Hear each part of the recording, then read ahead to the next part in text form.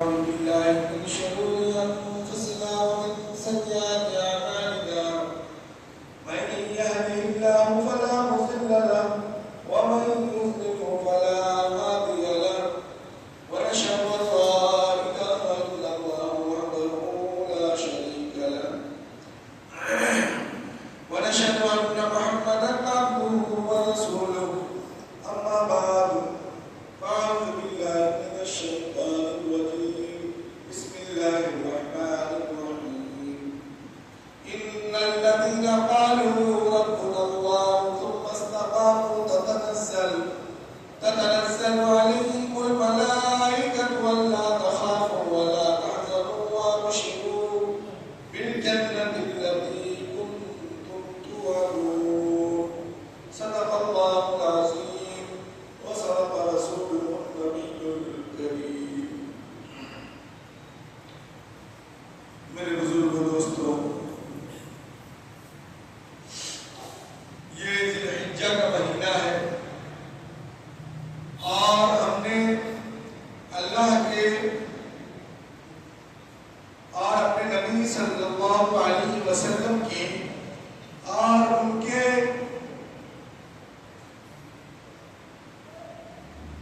والد یا ان کے آباء و اجداد یا ان کے خاندان کے جتنے لوگ ہیں، جتنی ان کی شجرہ ملتی ہے، ہم نے ان کی ایک سنت ادا کی، سنت ابراہیمی ہم نے ادا کی بقرعید کے موقع سے،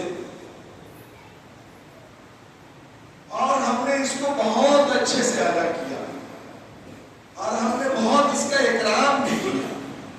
ہم نے جانور خریدا، ہم نے اللہ کے راستہ میں اس کو قربان بھی کیا، ہم نے نیک نیتی کے ساتھ یہ سارے عمل کیے تاکہ میرا اللہ میرے اس قربانی کو قبول فرمائے.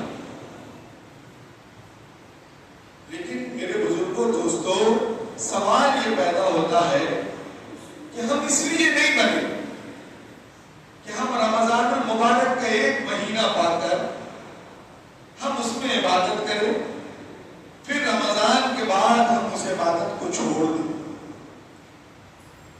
یا پھر ہم اس لیے نہیں بنے کہ ہم عید الاضحیٰ کے موقع سے ہم اپنے جانوروں کو قربان کریں، ایک واجب کو ادا کریں اور سارے فرض کو چھوڑ دیں.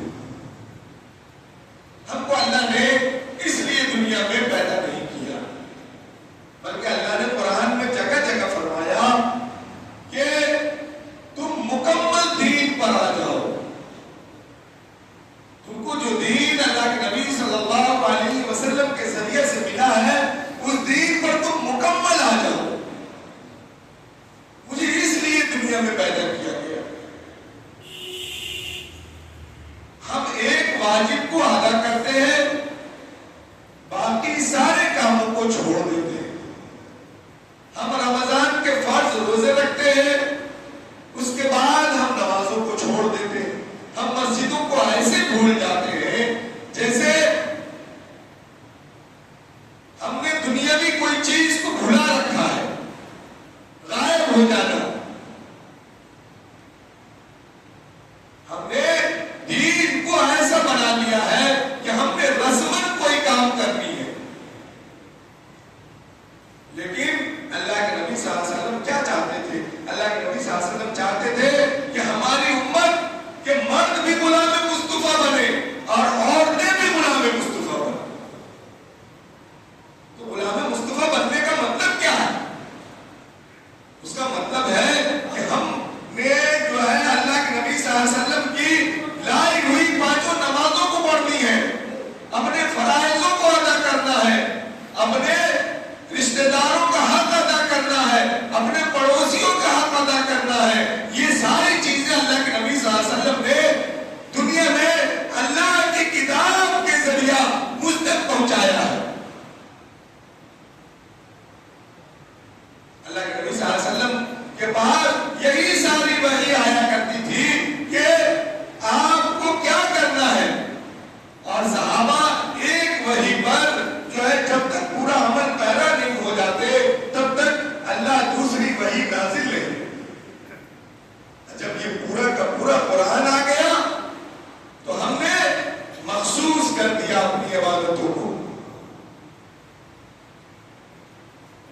جبکہ قرآن فرماتا ہے کہ ان الصلاۃ تنہا عن الفحشاء والمنکر، بے شک نماز ایک ایسی عبادت ہے جو تم کو تمام بری چیزوں سے روک دیتا ہے۔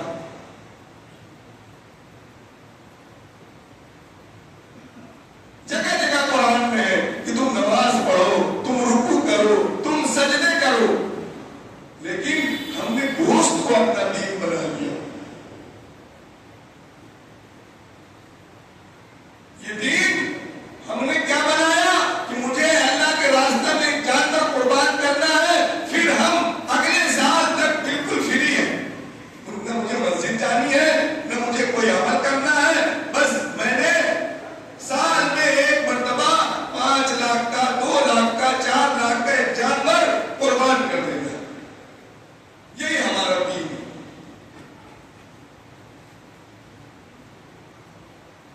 علماء نے مسائل بتا دیے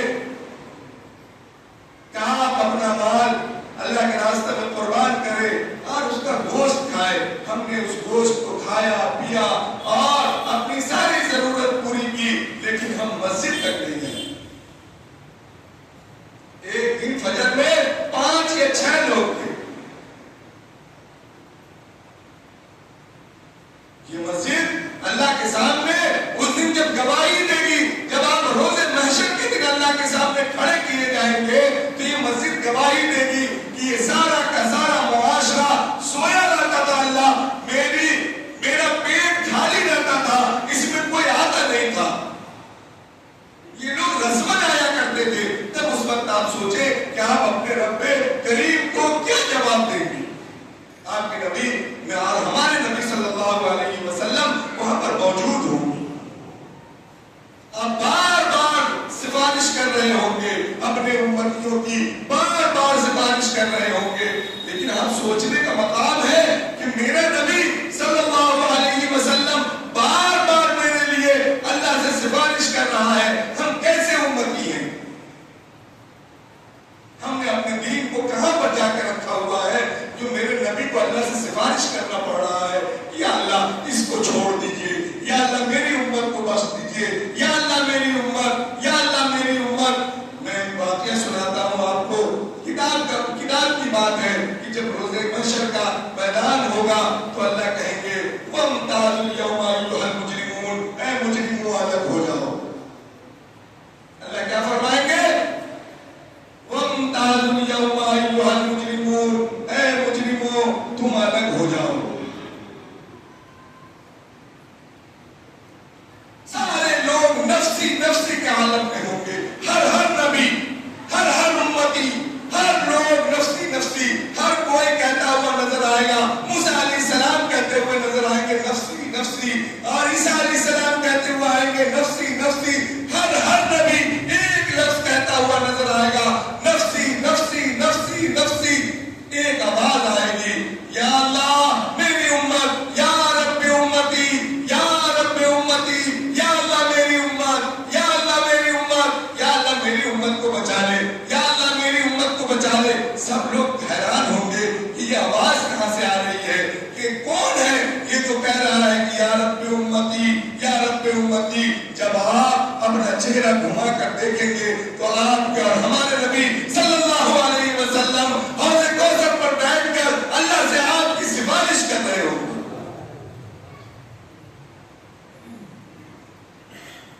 لیکن اللہ کے نبی صلی اللہ علیہ وسلم کو خوشی کب ہوگی؟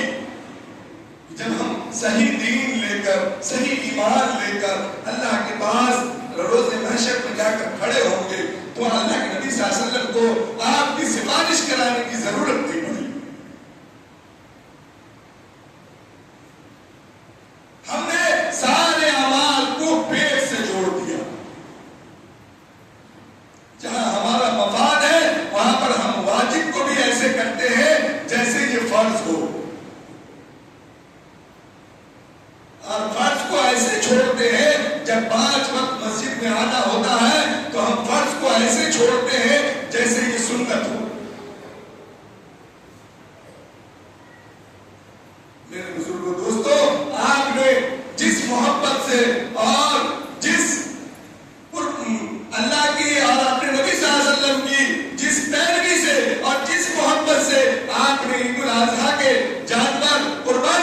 جانور کو ذبح کیا. اسی طریقے سے آپ کے لیے یہ ضروری ہے کہ اللہ کے نبی صلی اللہ علیہ وسلم کے لائے ہوئے دین پر آپ مکمل آ جائیں.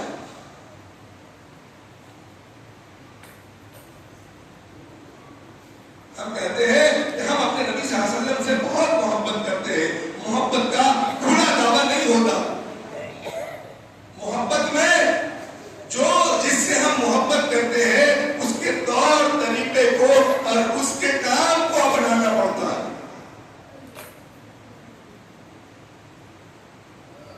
اس لیے تو ہم اپنے زبانی زبان خرچ کرتے ہیں کہ ہم اپنے نبی سے محبت کرتے ہیں. لیکن نہیں, آپ کی مسجدیں ایسے خالی ہیں جیسے اگر کوئی دیکھ لے تو یہ کوئی نہیں کہہ سکتا کہ آپ اپنے نبی سے محبت کرتے. میں نے کیوں ایسا کہا کہ نبی صلی اللہ علیہ وسلم کی ایک حدیث ہے کہ نماز میرے آنکھوں کی ٹھنڈک ہے. نماز میرے آنکھوں کی ٹھنڈک ہے.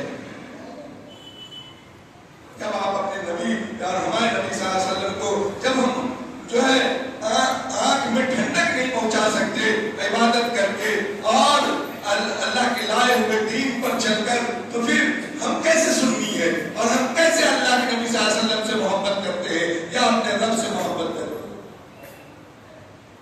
اسی دین کے لیے تو اتنی مشکلیں اٹھائی, اتنی مشکلیں. مکہ میں جب اس دین کا اعلان کیا, اللہ کے نبی صلی اللہ علیہ وسلم نے جب مکہ میں اس دین کا اعلان کیا تو سارے بادشاہ اکٹھا ہو گئے. سارے بادشاہ اکٹھا ہو گئے. ابو لہب, ابو جہل, ابو سفیان, جتنے بادشاہ تھے وہ سارے کے سارے اکٹھا ہو گئے, جمع ہو گئے. جمع ہو کر اللہ کے نبی صلی اللہ علیہ وسلم کے پاس گئے. اے نبی صلی اللہ علیہ وسلم, آپ جس دین کی دعوت دیتے ہیں اس دین کی دعوت کو چھوڑ دیں, ہم آپ کو سرداری عطا کریں گے, ہم آپ کو مکے کی سرداری عطا کریں گے. ہم اور آپ ہوتے تو بہت ساری دنیا میں بہت سارے ایسے لوگ ہیں دنیا میں جو مال کے لیے اپنے دین کو بھی پیچھے چھوڑ دیں. جب یہ سارے سردار مکہ میں جا کر اللہ کے نبی صلی اللہ علیہ وسلم کے پاس کھڑے ہوتے ہیں اور آپ کو یہ دعوت دیتے ہیں کہ آپ کہیں تو بادشاہ بنا دے, آپ کہیں تو آپ کو مکے کا سردار بنا دے, لیکن آپ اس دین کی دعوت کو چھوڑ دے. اس دین کی دعوت سے ہمارے باپ داداؤں کو ٹھیس پہنچتا ہے. ہم تو 360 بتوں پر ایمان رکھتے ہیں. اللہ کے نبی صلی اللہ علیہ وسلم نے کیا کہا؟ اللہ کے نبی صلی اللہ علیہ وسلم نے کہا کہ نہیں, تم چاہے پوری دنیا عطا کر دو لیکن میں اللہ کے لائے ہوئے دین کو چھوڑ نہیں سکتا, کیونکہ اللہ نے مجھے اسی کام کے لیے دنیا میں پیدا کیا ہے کہ میں اللہ کا لایا ہوا دین تم تک پہنچا دوں. اس کے بعد جب ان لوگوں نے جب اللہ کے نبی صلی اللہ علیہ وسلم کو پریشان کرنا شروع کیا, وہ پریشانی کا عالم جب آپ سیرت میں پڑھیں گے تو آپ کے رونگٹے کھڑے ہو جائیں گے. اتنی مشکل سے یہ دین آپ تک آیا ہے.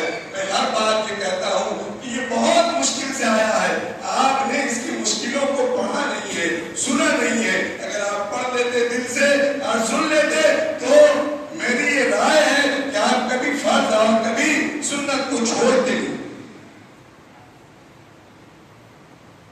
آپ اپنے نبی سے اتنے محبت کرنے والے لوگ ہیں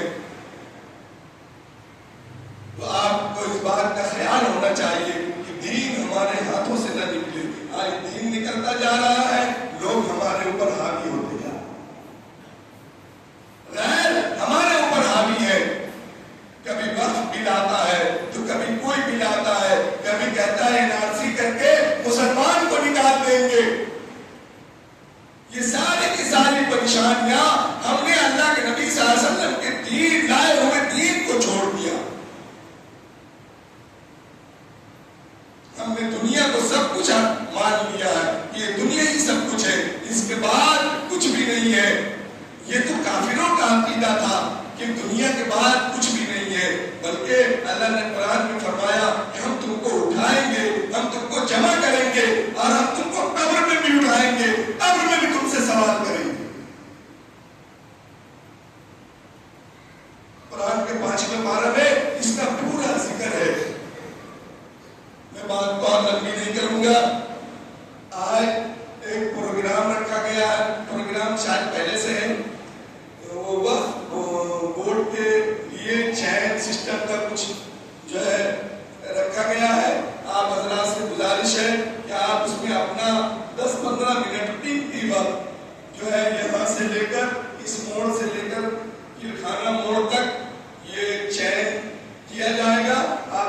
اس میں اپنا قیمتی وقت دے کر اور جو ہے احتجاج کا ثبوت دے اور سائڈ سے احتجاج کرے، گاڑیوں کو تکلیف نہ دے.